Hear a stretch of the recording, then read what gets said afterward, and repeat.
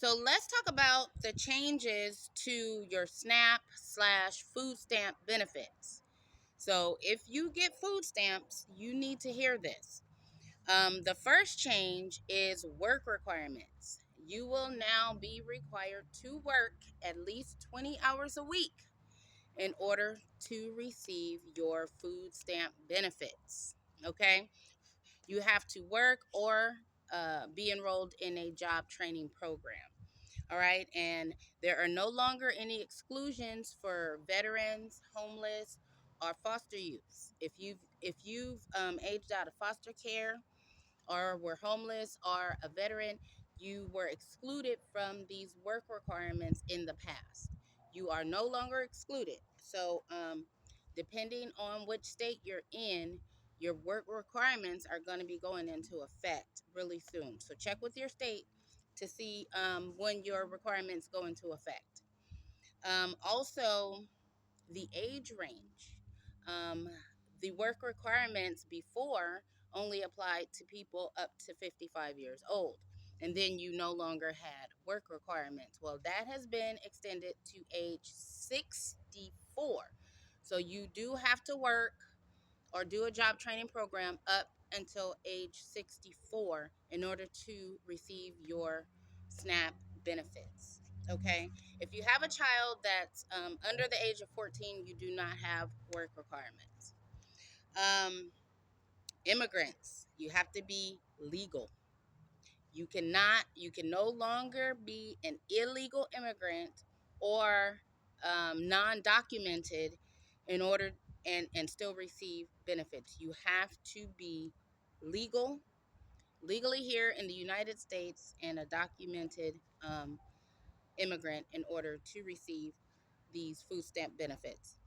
There are food restrictions. It depends on which state you're in. So they may put restrictions on candy, soda. You may not be able to buy those things anymore because they're really looking to focus it on whole foods. They really are focusing, spending, requiring that the stamps, the benefits get used for whole foods or better foods that are better for you, I should say. They're going to be your amount may change because they're calculating the benefits differently. Before they used to give you extra money depending on how much your utilities were. Well, they're not including how much you're paying to utilities anymore. So your benefit amount may go down based on that. And let's see. That pretty much covers what I have noted for the food step benefits. And for some states, these changes have already taken effect starting in September.